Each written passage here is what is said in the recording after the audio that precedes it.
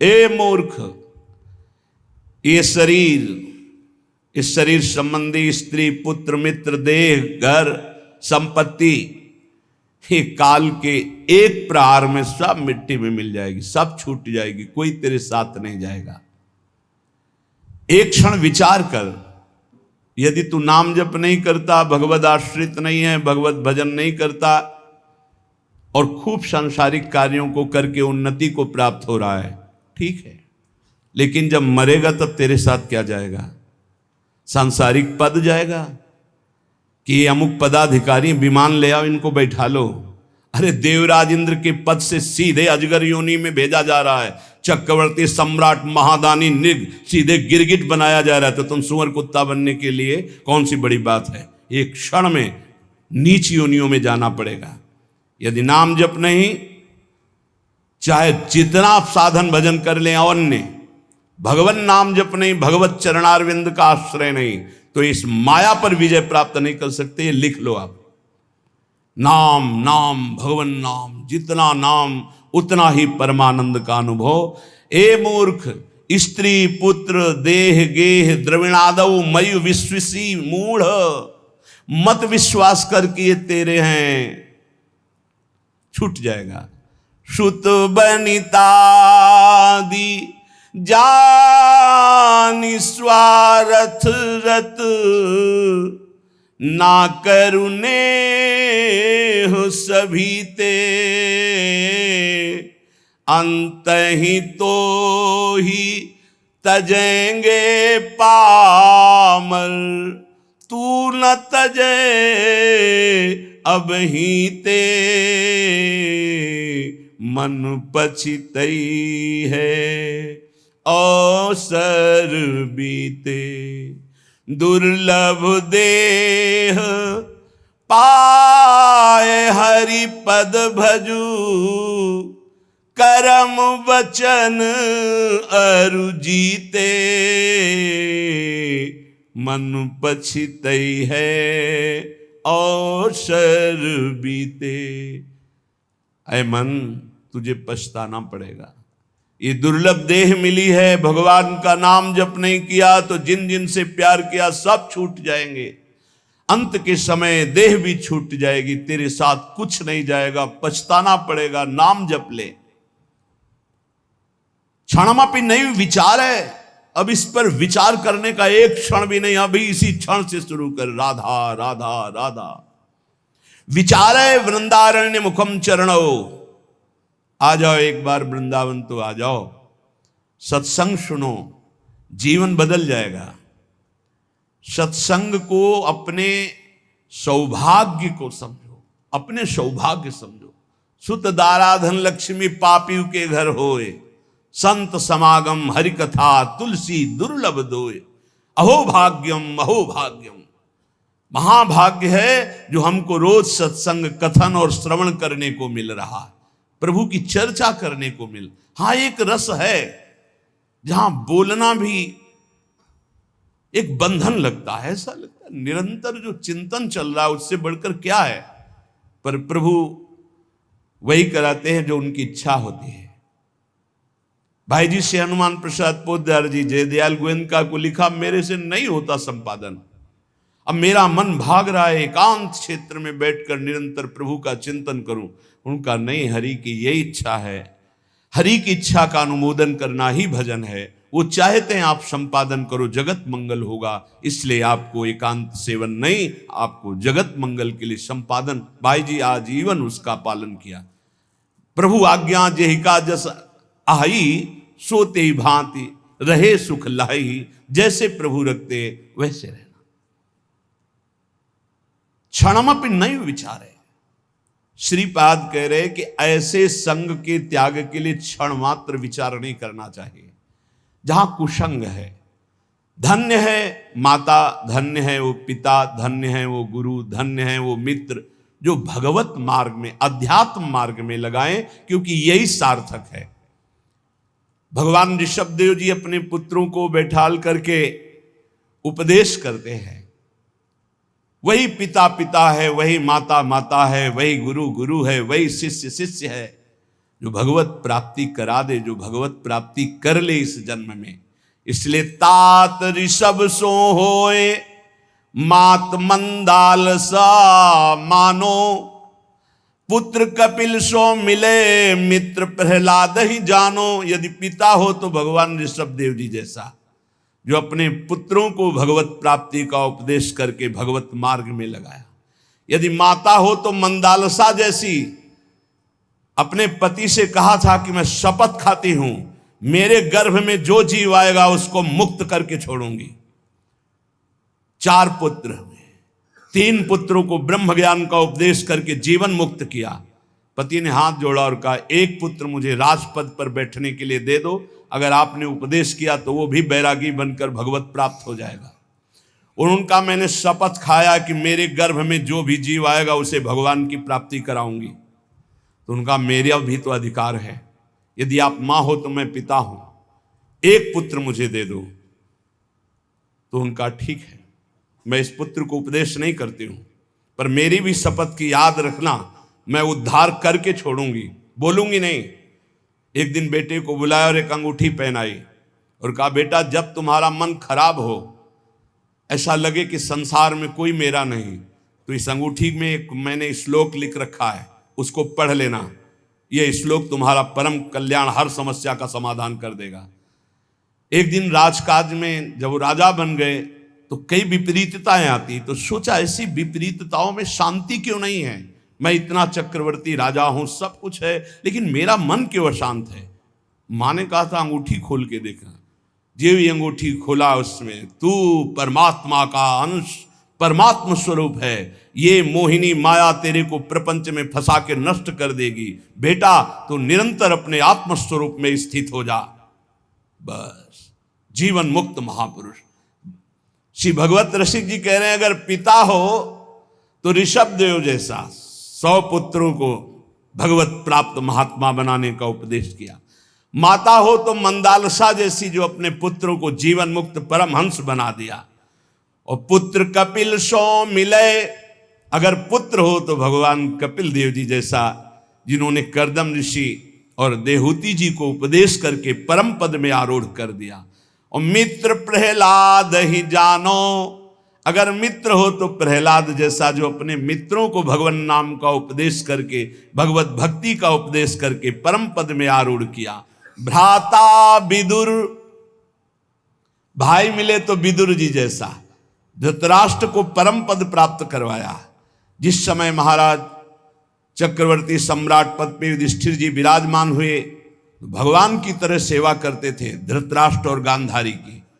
विदुर जी आए और कहा, तुम्हें शर्म नहीं लगती इनके दिए हुए टुकड़े खाने में।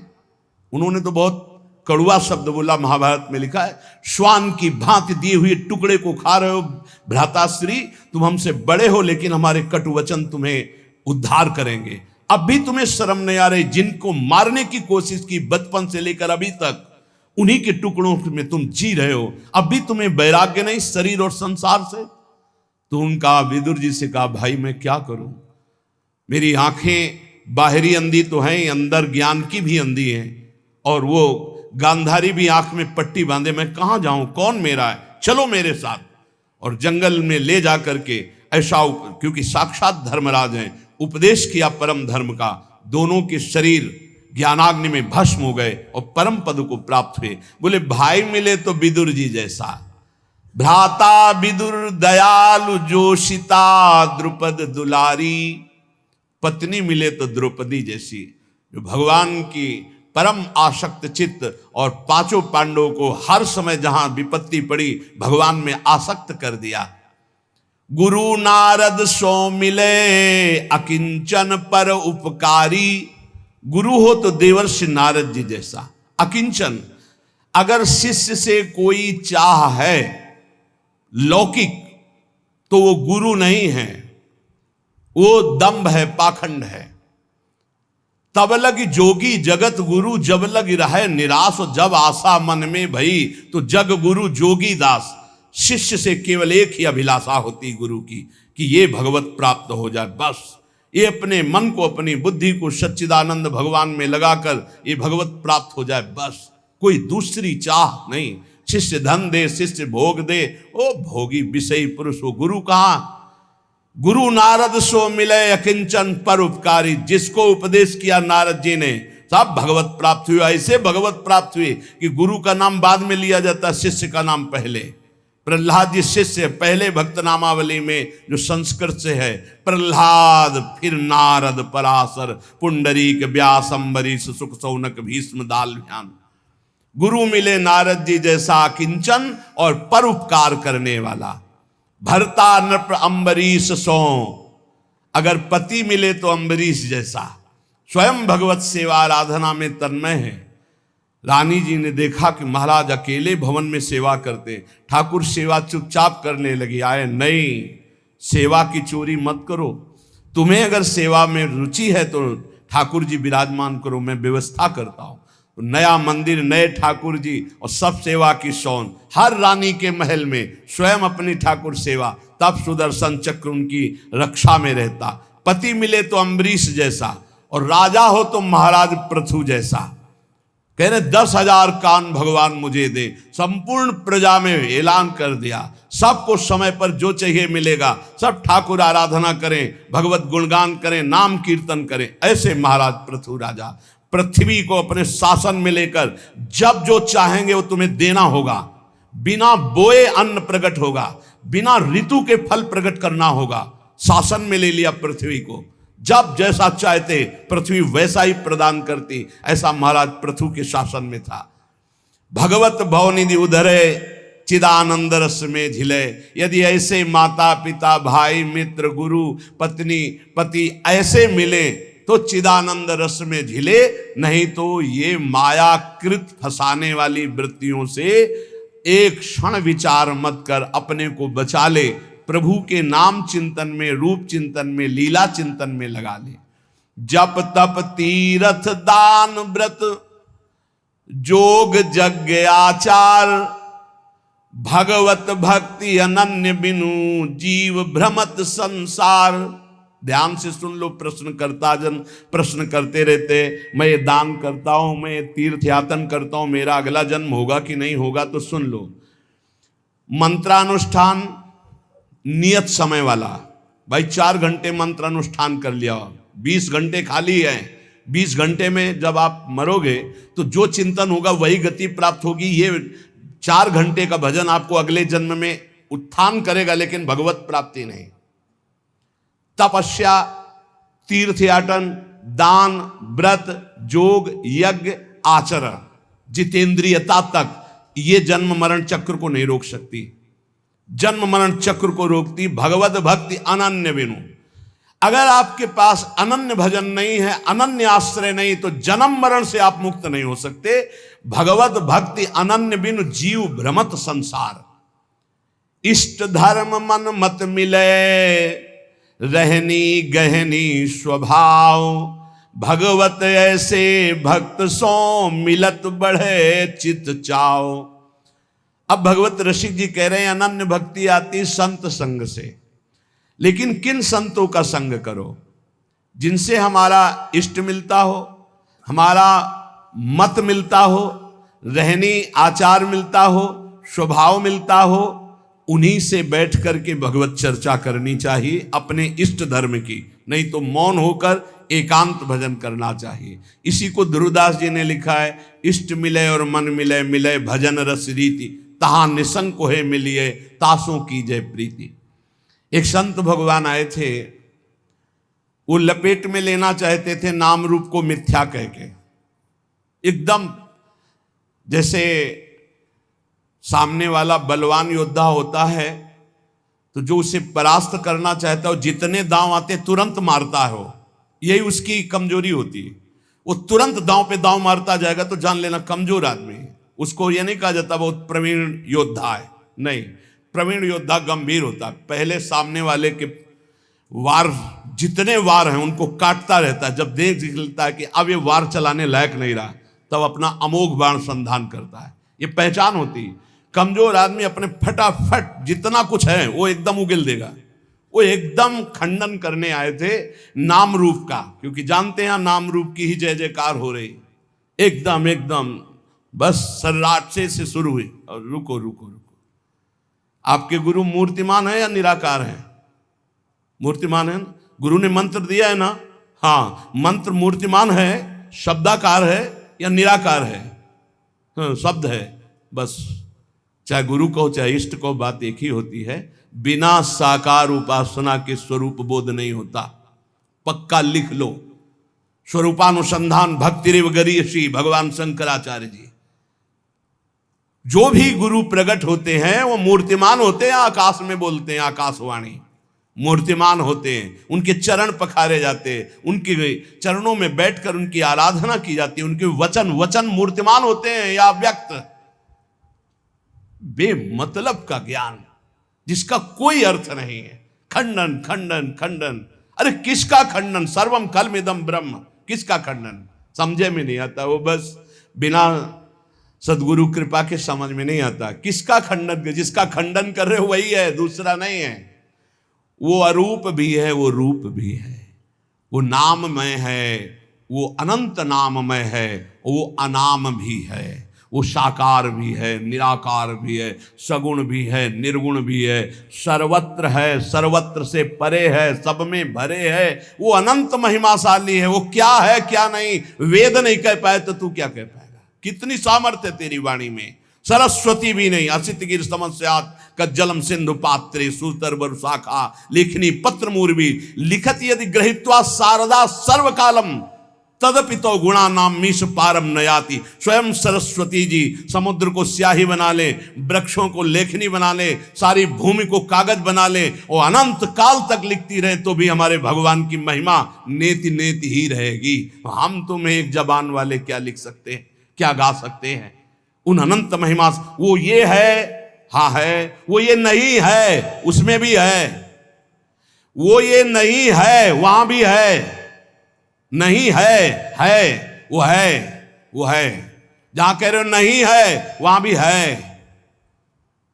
परमात्मा तत्व को जान लेना ऐसे खिलवाड़ समझते हो? 4 ग्रंथ पढ़ लिए तो ज्ञानी समझते हो, 4 शब्द पढ़ लिए तो ज्ञानी समझते हो। बिना गुरु चरणों में बैठ करके तत्वबोध किए, ये केवल बातों से नहीं। नायम आत्मा प्रवचने न लभ्या न मेधया न बहुना श्रुते न। वही आत्म तत्व गुरु रूप से जिस पर कृपा करता है उसको बोध हो जाता है। इसलिए इष्ट धर्म मन मत मिले रहनी गहनी स्वभाव, भगवत ऐसे भक्त सो मिलत बढ़े चित चाव। बहुत समझने का विषय है।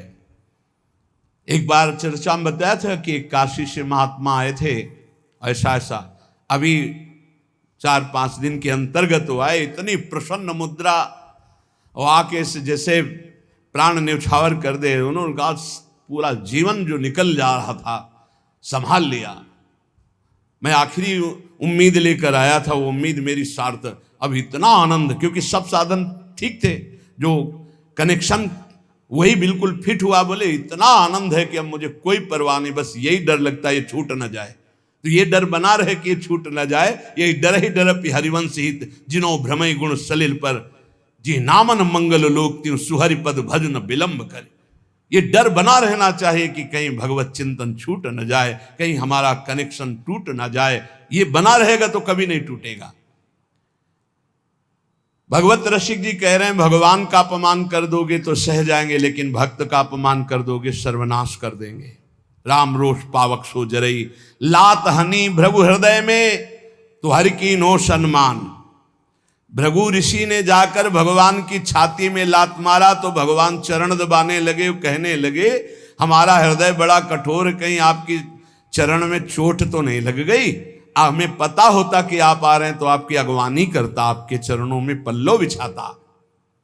लेकिन अम्बरीश अपराध सुन भगवत मूंदे कान।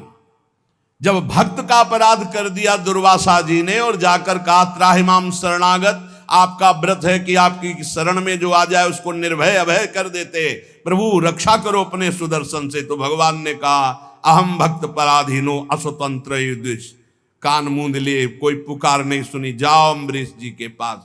इसलिए भगवान के अपराध बन जाने पर भगवान क्षमा कर देंगे, लेकिन भक्त का अपराध बन जाए तो भगवान कान मूंद लेते हैं, क्षमा नहीं करते। भोगना पड़ता है, या भक्त क्षमा कर दे या फिर भोगना पड़ेगा। वेदनि खोवे वैद सो गुरु गोविंद मिलाप, भूख भजे भोजन सोई भगवत और खिलाप। वैद्य वही है जो रोग मिटा दे, गुरु वही है जो गोविंद से मिला दे। गोविंद कहीं दूर नहीं है, बस तुम्हारे और गोविंद के बीच में एक थोड़ा सा अंतर है, दर्पण जैसा। दर्पण हटा दो तो दो नहीं रहेंगे। जब मैं था तब हरि नहीं, और अब हरि हैं मैं नाहीं। बस दर्पण हटा, दो खत्म, गोविंद मिल गए। वही गुरु कह रहे हैं तुम्हारे अहंकार का नाश। वो देहाभिमान ही वो दर्पण है जिसमें मैं मेरा तय तेरा भासता है। गुरु उसी को नष्ट करते हैं। अगर उनकी कसावट में कस गए तो अहंकार नष्ट हो जाएगा, भगवत प्राप्त हो जाओगे, नहीं तो फिसल जाओगे, माया में बह जाओगे। बोले गुरु वही जो गोविंद से मिला दे, शिष्य वही जो गुरु का वरण करे गोविंद के लिए। लेकिन बहुत अंगुलियों में गिने जा सकते हैं शिष्य जो गोविंद की प्राप्ति के लिए, नहीं तो गोविंद की माया की मौज में जीने के लिए। कोई बिरला होता है जो भगवत प्राप्ति के लिए जुड़ता है। पक्का समझना, धन्यवाद है जिन्होंने जीवन की धारा मोड़ दी भगवान की प्राप्ति के लिए। नहीं तो ये इंद्रियों की विलासता के भोगों को देखकर शिष्य बनना अधिकायक, इसमें बहुत आयत, इसमें बहुत मिलेंगे। लेकिन भगवत प्राप्ति के लिए ये बहुत कठिन बात। जो भगवत प्राप्ति के लिए शिष्य निश्चित गुरु की कृपा से गोविंद मिलेंगे, क्योंकि वो आज्ञा पालन करेगा। लाखों चाहे हो, दृष्टि उसी पे जमेगी जो भजन करता है। ऐसे दृष्टि जाती है, दृष्टि वहीं रुकेगी जो भजन करता है। हाँ ये मेरा है। भजन नहीं करते तो नाटक को, पाखंड को मेरा नहीं कहा जाता, दंभ को मेरा नहीं। आप लाख रोइए, आंसुओं में दम उसी में होगी जो सत्य आंसू होंगे, नहीं तो नहीं दम होगी। वो आंसू घसीट नहीं सकते। और आप रोइए या ना रोइए, आप सत्य मार्ग में चल रहे हैं, आंख से आंख मिलते ही हृदय से लगने लगता है ये अपना है, बस हो गया। कोई संत अपना कह दे तो भगवान उसे गले लगा लेते हैं। कागा कोयल हंस बग गुबरीला मदपान, भगवत बरन समान दो किया पृथक पहचान। कौआ और कोयल लगभग एक जैसे ही, कौआ का बच्चा और कोयल का बच्चा एक जैसा ही। कभी कभी कौआ कोयल के बच्चे का पोषण करता है अपना बच्चा मानकर। कौआ और कोयल और हंस और बगुला लगभग। गुबरीला, गोबर का कीड़ा एक होता है, सब बिल्कुल भ्रमर जैसा ही। और भ्रमर, ये दोनों जोड़ी बढ़िया है। कौवे का रंग कोयल के समान, हंस का रंग बगुले के समान, गुबरीला का रंग भ्रमर के समान। किंतु इनकी बहुत अंतराय है, बहुत पहचान में अंतराय है। ऐसे ही पाखंडी और असली साधु, जैसे कौआ और कोयल, हंस और बगुला और गुबरीला और भ्रमर, ऐसे पाखंडी और सच्चे लगभग एक जैसे थे। असली और नकली नोट लगभग, लेकिन पहचान वाला फट से पहचान, ये नकली है। ऐसे ही वेशधारी में सत्य वेश आचरण करने वाला और पाखंड करने वाला अंतराय होता है। तो उसकी पहचान क्या है? गुबरीला की पहचान वो है कि वो मलई में जाएगा, वो फूल में नहीं बैठेगा, पराग नहीं खाएगा, वो तो भ्रमर पाएगा। हंस की चाल ही अलग होती है। बगुला भी एक टांग उठा करके तपस्या करते नजर आता है कि मानो भारी ध्यान में मगन है। मगन नहीं, मछली में लगाए, मछली आई टप से मारा, फिर टांग उठा खड़ा हो गया। ये ऐसे पाखंड दम्भी जो भगवत मार्ग में निश्चय करके नहीं चलते हैं, उनकी दृष्टि केवल धन पर, भोग पर, वासना पूर्ति पर, संसार मान प्रतिष्ठा पर। और जो भगवान का भक्त होता है वो हंस, परम हंस होता है, नीरक्षीर विवेकी होता है। वो मलवत विषयों का त्याग करने वाला, वो भगवत चरणारविंद के प्रेम पराग का पान करने वाला भ्रमर होता है। गुबरीला नहीं होता, वो कौआ नहीं होता, वो कोयल होता है, प्रियालाल का यश गाने वाला। ये जो अहंकार जनित मैं बोले मारी गई देखो अजया आत, पीजन लगी लागी कुटन तब तय बोली तात। भगवत ऋषि जी कहते हैं अहंकार मत करियो, मैं जिसने बोला तो मारा गया, अंजाम मिला। मैं विद्वान, मैं धर्मात्मा, मैं। इसलिए मैं का त्याग करके मैं के साथ कोई भी अगर शब्द नहीं तो शुद्ध ब्रह्म में है, ध्यान रखना। और जहां कुछ भी लगा, मैं विद्यावान, मैं धनवान, मैं कुलवान, मैं रूपवान, मैं ज्ञानी, मैं भजनानंदी, मैं, मारा जाएगा। ये माया रौंद देगी पक्का। किसी को नहीं रखा, गरुण महाज्ञानी गुण राशि, उनको भी भ्रम पैदा कर दिया, औरों की तो बात जाले दो। और जब मैं मिटता है तो तू ही तू रहता है। इसलिए धन का, यौवन का, सत्ता का, शक्ति का, बुद्धिमत्ता का अहंकार मत कर। अहंकार मिटा दे इसी जन्म में तो तेरी ज्ञान की आंखें खुल जाएंगी, तू जीवन मुक्त हो जाएगा। अभिमान रहते हुए किसी को ना भक्ति मिली है ना ज्ञान मिला है। इसलिए उपासक भगवत प्रेमी महात्माओं का संग करके स्त्री पुत्र देह गे द्रविणादो मयु विश्वशीर मूढ़ अय मूढ़, इन पर तसल्ली मत कर कि मेरे पास बहुत सुंदर सब भोग सामग्री है, एक क्षण में छूट जाएगी। भगवत प्राप्ति का उपाय कर ले। संत वचन, महापुरुषों ने जगत मंगल के लिए सदैव शास्त्रों के वचनों को साक्षात्कार करके बोला है। एक होता है किताबी ज्ञान पढ़ लिख के बोलना, एक होता है जो पढ़ा उसी को जीवन में अनुभव किया। ये अनुभव किया हुआ ज्ञान। ये जो लोग प्रश्न करते हैं कि मैं अपने परिवार का पोषण करता हूं, धन कमाता हूं, बेटी बेटा पढ़ाता लिखाता हूं, इनके ब्याह करता हूं, भजन नहीं करता हूं तो कोई पाप भी नहीं करता, तो मुझे नरक क्यों मिलेगा? ध्यान से सुनिए।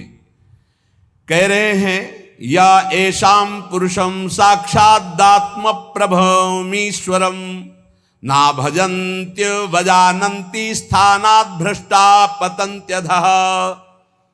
चाहे वो 4 वर्णों में किसी वर्ण वाला हो, 4 आश्रमों में किसी आश्रम वाला हो, वर्ण और आश्रम में रहने वाले हर व्यक्ति का कर्तव्य है भजन करना। भेजे ही गए हो भजन करने के लिए। ये मानव देह भोगों के लिए नहीं, यथावत धर्म पूर्वक भोग को भोगते हुए भजन करते हुए भगवत प्राप्ति करने के लिए। इस तन का एक ही फल है भजन। नर्तन कर फल विषय न भाई, भजी राम सब काम बिहाई। जो मनुष्य मानव देह प्राप्त करके भजन नहीं करता उसको इस बात का दंड मिलता है। वो अपने वर्ण आश्रम से भ्रष्ट होकर नीच योनियों में जाता है और बहुत कष्ट पाता है। क्यों? क्योंकि एक ही ये योनि है जिससे हम निकल पाएंगे 84 लाख योनियों में। भगवान ने कृपा करके दिया है। खास करके विवेकवान, पशुवत मनुष्य जीवन व्यतीत करने वाले तो बहुत हैं विश्व में, जिनको कोई भगवान से मतलब नहीं। थोड़ा कुछ धार्मिक हुए तो नर्क स्वर्ग तक की बात है। जीवन मुक्ति या भगवत साक्षात्कार ये तो बातें ही नहीं मिलेंगी। अगर कहीं मिलेंगी तो किसी भारत के ब्रह्म ऋषि का बीज बोया हुआ है तभी मिलेंगी, ये अन्यत्र नहीं है। जीवन मुक्त होना, तत्वबोध और भगवत प्रेम, भगवत साक्षात्कार ये केवल भारत की भूमि के ब्रह्म ऋषियों ने अनुभव किया। अन्यत्र तो बस स्वर्ग और नर्क इन्हीं की चर्चा मिलेगी। अगर कहीं है तो किसी भारत के ब्रह्म ऋषि का बीज बोया हुआ है, वहां अन्यथा नहीं है। बड़े भाग्य हैं कि इस पावन भूमि में जन्म लेकर हम भजन करके भगवत प्राप्ति करते हैं। लोगों की मान्यता है हमारी कामना भगवान तो पूर्ण नहीं करते। कहां भगवान, कैसा भगवान, कौन भगवान? बाप को बाप नहीं मानोगे तो बाप को कुछ बिगड़ जाएगा क्या? सब मम प्री सब मम उपजाए।